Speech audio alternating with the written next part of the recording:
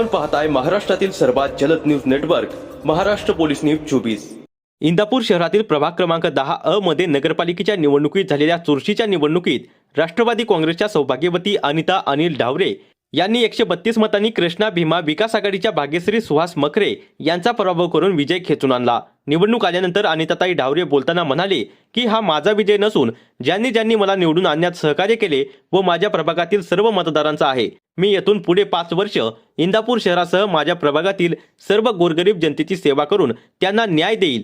प्रभागातील राहिलेली सर्व कामे कृषी मंत्री दत्तात्रय भरणे व नगराध्यक्ष भरत शहा यांच्या मार्गदर्शनाखाली पूर्ण करण्याचा संपूर्ण प्रयत्न करेन।